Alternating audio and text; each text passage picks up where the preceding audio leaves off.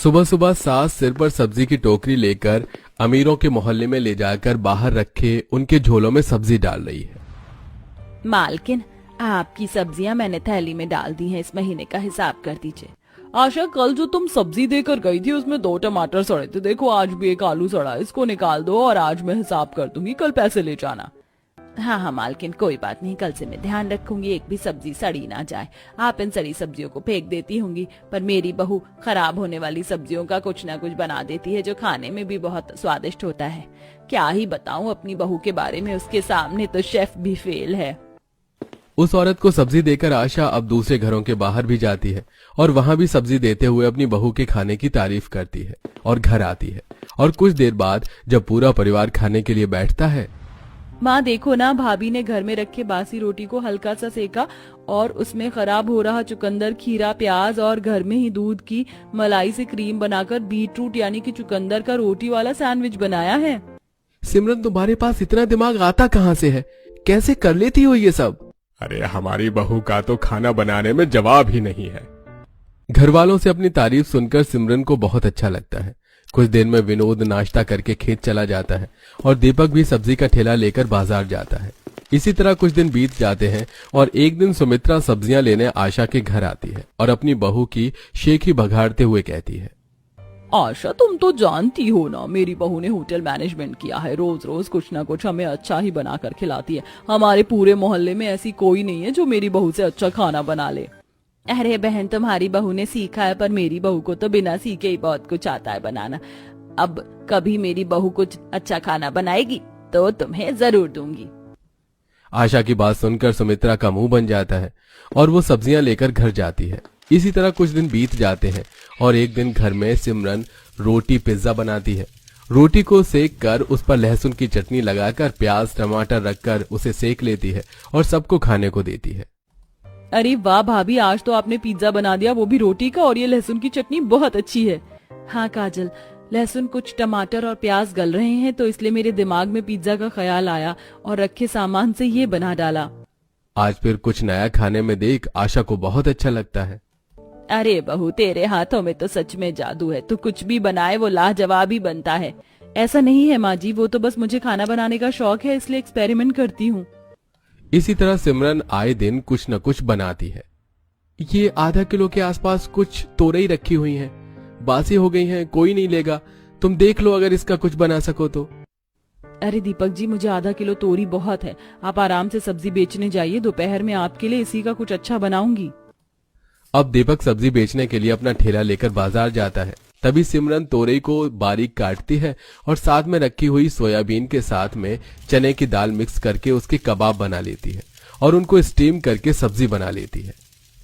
अरे भाभी, हम तो घर में सिर्फ 5 लोग हैं, फिर इतनी सारी सब्जी क्यों बना दी? वैसे ये कबाब बहुत अच्छे लग रहे हैं, किस चीज के हैं ये? जल्दी दो, मैं खाऊंगी।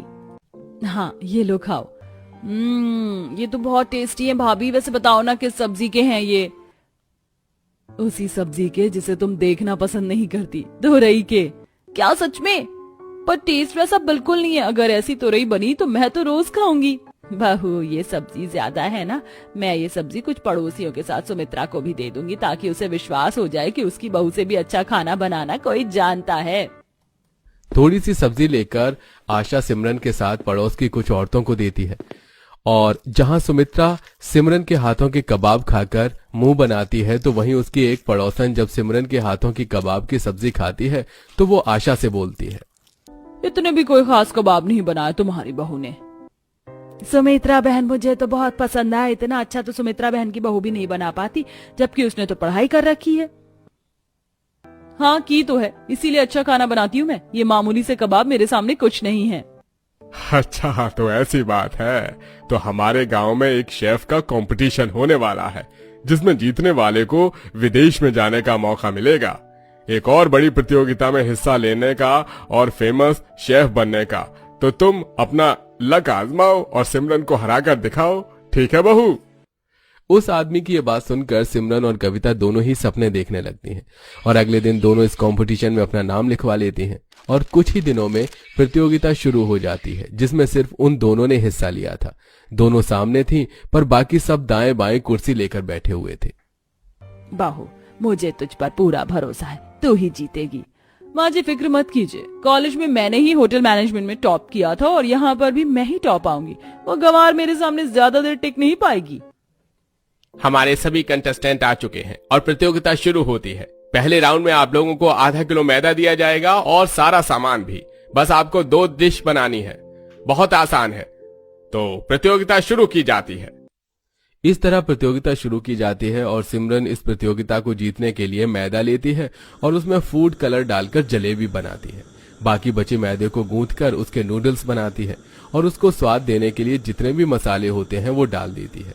इस तरह वो 2 डिश बनाती है और मैदा कम होने की वजह से कविता भटूरे के अलावा और दूसरी कोई चीज नहीं बना पाती, जिस वजह से बड़ी ही आसानी से वो हार जाती है और सिमरन जीत जाती है। इसे कहते हैं दिमाग। बड़ी आसानी और चालाकी से मिसेस सिमरन ने 2 डिश बना दी हैं, जो खाने में भी लाजवाब है। इसलिए पहला राउंड जीती हैं मिस सिमरन। सिमरन, मुझे पूरा यकीन है तुम जैसे पहले राउंड में जीती वैसे ही दूसरा भी जीत जाओगी। अब शुरू होता है राउंड 2। इसमें आप लोगों के सामने आपकी फेवरेट सब्जियां रखी होंगी और 10 मिनट के अंदर आप लोगों को उसमें रिंग डालकर अपनी पसंदीदा सब्जी लेनी होगी और उसके बाद आधे घंटे में अपना फेवरेट खाना तैयार करना होगा। और अब राउंड शुरू होता है।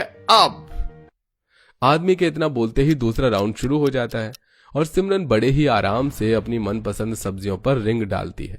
तो वहीं 10 मिनट बीत जाते हैं और कविता सिर्फ आलू और टमाटर के अलावा किसी भी सब्जी पर रिंग नहीं डाल पाती, जिस वजह से आधे घंटे में सिमरन कटहल के कोफ्ते और पराठे बनाती है। तो वहीं कविता सिर्फ आलू टमाटर की सब्जी बना पाती है और बाकी सब भी कुछ ऐसे ही नॉर्मल चीज बनाते हैं।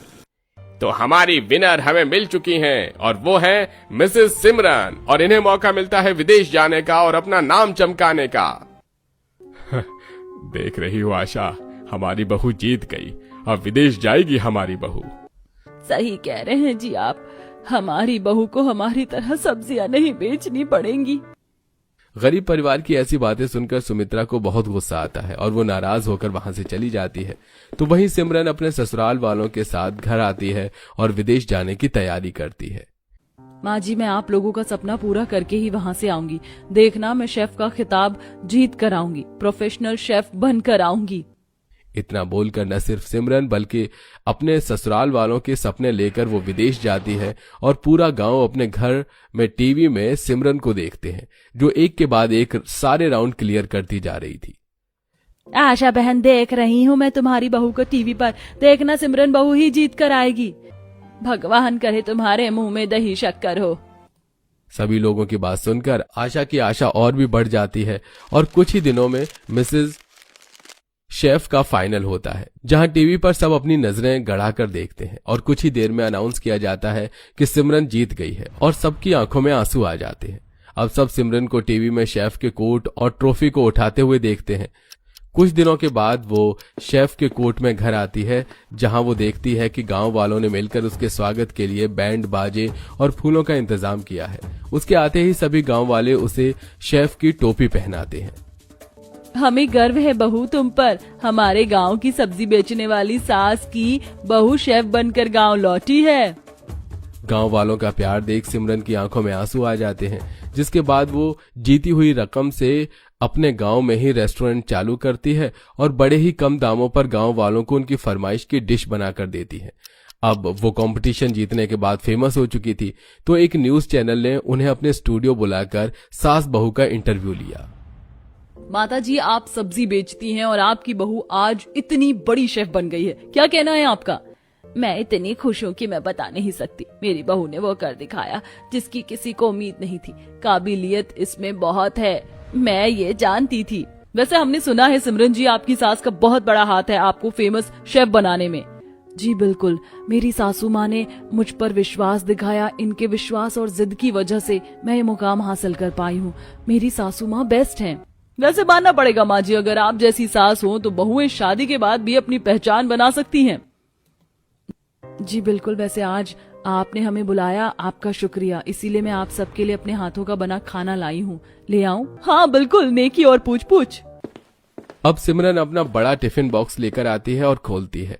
फिर फीमेल रिपोर्टर खाना खाती है और उसकी ऑन कैमरा काफी तारीफ करती है, जिसे देखने वाले दर्शक अब सिमरन के रेस्टोरेंट में जाते हैं और वो फिर फेमस होती है, साथ में उसकी आमदनी भी बढ़ती है। वाह, मजा आ जाएगा। मेरी शादी गोवा में होगी, मैं समुद्र देखूंगी और गोवा घूमूंगी। मैं तो अभी से एक्साइटेड हो रही हूँ। दीदी, आप अभी से ही इतनी खुशी क्यों मना रही हो गोवा जाने की? मेरा मतलब गोवा वाले मेहमान तो हम दोनों को ही देखने आ रहे हैं ना। हो भी तो सकता है कि उन्हें मैं ही पसंद आ जाऊं, तो फिर आपकी शादी उन बिहार वाले लोगों में होगी। चुप कर सोनाली, मैं उन बिहारियों में शादी नहीं करूंगी। एक बात मेरी कान खोलकर सुन लेना, गोवा में तो मैं ही शादी करूंगी, और उसमें अगर तू बीच में आई तो अच्छा नहीं होगा। सोनाली, मेरी बात को कान खोलकर और दिमाग खोलकर सुन। अभी जब मेहमान आए तो तू नीचे मत आना, फिर इस तरह से वो मुझे ही पसंद कर लेंगे। लेकिन दीदी, लेकिन वेकिन कुछ नहीं, मैंने कह दिया तो बस कह दिया। मैं बड़ी बहन हूँ और इसीलिए तुझे मेरी बात को मानना पड़ेगा। ज्योतिका सोनाली से ऐसे बोलकर दूसरे कमरे में खुद तैयार होने को आ गई। ज्योतिका और सोनाली दोनों बहनें थीं। उन दोनों में बचपन से ही काफी कम प्यार था, जिसकी वजह से उनमें लड़ाई ही ज्यादा चलती रहती थी। आज भी दोनों बहनें एक रिश्ते के ऊपर झगड़ रही थीं, जो गोवा से आने वाला था। कुछ ही देर में गोवा वाले मेहमान आ गए, जिनके सामने ज्योतिका ही बंठन कराई। तो ये आपकी बेटी है। ठीक ही है, तुम बताओ बेटा आयुष्मान। मुझे भी ये रिश्ता सही लग रहा है माँ। यामिनी जी, हमें ये रिश्ता मंजूर है। जी बहुत बहुत शुक्रिया। ये इन लोगों के सामने बस ज्योतिका क्यों आई? सोनाली को भी तो मैंने बोला था। इन लोगों के जाने के बाद पूछूंगी। कुछ देर बाद ही गोवा के मेहमान यामिनी के घर से चले गए, जिसके बाद वो अपनी बेटियों के कमरे में गई और सोनाली बेटा, मैंने तो तुम दोनों से ही कहा था कि मेहमानों के पास आ जाना, और ज्यादा तो मैं तुझे ही चाह रही थी कि वो लोग तुझे पसंद कर लें। अगर वो तुझे पसंद कर लेते तो तू गोवा जा पाती, जहाँ तू बचपन से जाना चाहती है। हाँ माँ, मैं समझ रही हूँ कि आप क्या बोल रही हो, लेकिन मैं बस इसीलिए बाहर नहीं आई क्योंकि मुझे लगा पहले दीदी का रिश्ता पक्का होना सही है। कोई बात नहीं माँ, अगर गोवा वाले मेहमानों ने दीदी को पसंद कर लिया तो, और ये तो अच्छी ही बात है। मैं बिहार वाले मेहमानों के यहाँ भी शादी को तैयार हूँ। धारा सोनाली का चेहरा बस यूं ही देखती रह गई। सोनाली ने अपनी बहन की धमकियां अपनी मां को नहीं बताई और वो बिहार में भी शादी करने को राजी हो गई। एक दो दिन बाद बिहारी लोग भी धारा के घर सोनाली को देखने आ गए, जहां पहली नजर में सोनाली उन्हें पसंद आ गई। और फिर तुम्हारी बेटी तो बहना बहुत ही सोनी है। मुझे पंजाबी नहीं आती, बस जरा सी बोल रहा हूँ। चुप रहिए आप। बहन, इन्हें तो ऐसे ही मजाक की ही लगी रहती। मैं बताती हूँ, हमें ये रिश्ता मंजूर है। आपका बहुत बहुत शुक्रिया जी। यामिनी बहुत ज्यादा खुश हुई क्योंकि उसकी दोनों ही बेटियों का रिश्ता पक्का हो गया था। देखते ही देखते यामिनी का अपनी बेटियों के साथ सफर खत्म हुआ और वो दिन भी आया जब वो दोनों विदा होकर अपने अपने ससुराल चली गई। अब उन दोनों की ही शादी को लगभग एक हफ्ता होने को आया था और उनका अपने ससुराल में कुछ ऐसा हाल था। कितना सुंदर समुद्र दिखाई देता है मेरी खिड़की से, लेकिन इस एक हफ्ते गोवा में रहकर भी मैं एक बार भी बीच पर नहीं गई हूँ। क्या हुआ? क्या बात है? हमारी शादी को पूरा एक हफ्ता होने को आया है, लेकिन इस एक हफ्ते में एक बार भी हम घूमने नहीं गए। आयुष्मान, चलिए ना आज कहीं घूमने चलते हैं। पागल मत बनो ज्योतिका, मेरे पास ऐसे घूमने फिरने का वक्त नहीं है। मुझे काम पर जाना है। आप यही कहते हो। जब जाना है तो जाना है। अच्छा, मैं चलता हूँ। हाँ, मैं चाहे कितना ही कह लूं, लेकिन मेरे पति के लिए हमेशा काम ही मुझसे ज्यादा इम्पोर्टेंट है। अब फिर से मैं अकेली हो गई। अब मैं क्या करूंगी? ज्योतिका अपने ससुराल में बोर हो रही थी। वैसे तो उसके ससुराल में सहूलियत और नए जमाने की हर एक चीज थी, लेकिन फिर भी उसके घर में उसका दिल लगाने वाला कोई नहीं था। कुछ देर अपने कमरे में बैठने के बाद ज्योतिका कमरे से बाहर आई, जहां उसने देखा कि उसकी सास सोफा पर बैठी हुई है। चलो कुछ देर माँ जी से ही बात कर लेती हूँ। ज्योतिका अपनी सास के बराबर में जाकर बैठ गई। माँ जी, क्या कर रही हो? Online shopping. क्या है, क्यों मेरी साइड में आकर बैठ गई है? माँ जी, वो मैं बोर हो रही थी इसीलिए। मुझे पसंद नहीं है कि कोई मेरे पर्सनल कामों में अपना पांव अड़ाए। जा यहाँ से। धारा ने ज्योतिका को अपने पास नहीं बैठने दिया, जिससे कि वो बेचारी उदास होकर अपने कमरे में ही आ गई। एक तरफ ज्योतिका की जिंदगी ऐसे मायूस सी गुजर रही थी, तो वहीं दूसरी तरफ उसकी बहन। वाह माँ जी, ये बिहार के मशहूर छोटी मछली के साथ चावल तो बड़े ही स्वादिष्ट लगते हैं, लेकिन अब इन्हें खाने के बाद मन कर रहा है कि कुछ मीठा भी होता। सच में मजा ही आ जाता। लो तो फिर खुलकर मजा लो। ससुर जी, आप खाना खाते ही कहाँ चले गए थे? मैं जानता हूँ कि मेरी बहू रानी का खाना खाने के बाद मीठा खाने का दिल करता है, जिसकी वजह से मैं तेरे लिए आइसक्रीम लेने गया था। चलो सभी खाएंगे, मैं काफी सारी लाया हूँ। जल्दी जल्दी से सोनाली ने आइसक्रीम निकालकर सभी घर वालों को देनी शुरू कर दी और फिर सब ने बैठकर आइसक्रीम खाई। बहू इतनी उम्र हो गई लेकिन कभी ये समझ नहीं आया कि ससुराल ये इतनी स्वादिष्ट चीज बनती कैसे है। हाँ हाँ बाबा, मुझे आती है आइसक्रीम बनानी। किसी दिन मैं आपको घर में बनाकर आइसक्रीम खिलाऊंगी। तब तो और भी मजा आएगा। अरे भूमिका बेटा, जरा घर की पुरानी फोटोओं की एल्बम निकाल कर ले आ। इस वक्त सभी एक साथ है तो फोटो देखेंगे। मुझे देखने हैं। कहाँ है एल्बम माँ जी? मुझे बताइए, मैं निकाल लाती हूँ। देख, अलमारी के लॉकर में रखा है। सोनाली पुरानी फोटो एल्बम निकाल कर ले आई, जहाँ सभी जमीन पर रखकर फोटोज देखने लगे। बहू, ये तस्वीर देख, मोहन के बचपन की है। माँ, कहीं ये वही फोटो तो नहीं जिसमें मेरी नाक बह रही है? माँ, ये वाली मत दिखाना। अच्छा, फिर तो मैं जरूर देखूंगी। कितनी सारी नाक बह रही है। मोहन जी, वैसे जैसे आप जवानी में हो, बचपन में तो ऐसे बिल्कुल नहीं थे। अच्छा, तो जवानी में अच्छा हूँ या बचपन? ऑफ कोर्स बचपन। सभी ऐसे ही खट्टी मीठी बातें कर रहे थे।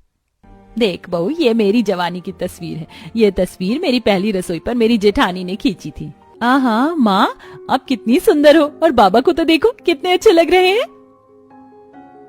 आपका बेटा आप पर जरा भी नहीं गया। तुम तो बस मुझे ऐसे ही कहना। सभी ने ऐसे ही काफी देर तक फोटो देखे और खूब पुरानी यादों को सोनाली के सामने ताजा किया। अभी वो फोटो देख ही रहे थे कि तभी एक फोटो भूमिका का आया। भाभी, ये जब की फोटो है जब मैं स्कूल से गोवा गई थी। गोवा? क्या हुआ सोनाली, क्या बात है? कुछ नहीं, बस गोवा। नहीं, कुछ नहीं। सोनाली का गोवा को सुनकर मन सा भर आया। कुछ देर फोटोज देखने के बाद उन्होंने एल्बम समेट दी और फिर सोनाली वापस से अपने परिवार में मगन हो गई। ऐसे ही सिलसिला जारी था। सोनाली का परिवार गरीब था, लेकिन फिर भी वो उसके साथ खुश रहती थी। वहीं दूसरी तरफ ज्योतिका का ससुराल अमीर होने के बावजूद उसकी जिंदगी में खुशियां नहीं थी। ऐसे ही आज के दिन। माँ जी, आप कहाँ जा रही हैं? मैं बोर हो रही हूँ, क्या मैं भी आपके साथ चलूं? नहीं, बिल्कुल भी नहीं। मैं अपना ब्यूटी ट्रीटमेंट लेने जा रही हूँ और तुझे आने की कोई जरूरत नहीं है। आज भी धारा ज्योतिका को उदास छोड़कर खुद अपने ब्यूटी ट्रीटमेंट लेने को चली गई, जिसके बाद ज्योतिका घर में ही बोर हुई। तो वहीं दूसरी तरफ, माँ, मैंने पता लगा लिया है कि सोनाली गोवा का नाम सुनकर क्यों उदास हो गई थी। उसकी वजह यह है कि माँ, सोनाली बचपन से गोवा जाना चाहती है। अच्छा, तो क्या हुआ, हम लेकर जाएंगे अपनी बहू को गोवा?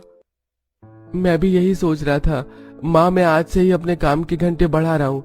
सोनाली का जन्मदिन भी आने वाला है, तो उसके जन्मदिन तक हमारे पास पैसे हो जाएंगे। हाँ, मैं भी काम के घंटे बढ़ा दूंगा।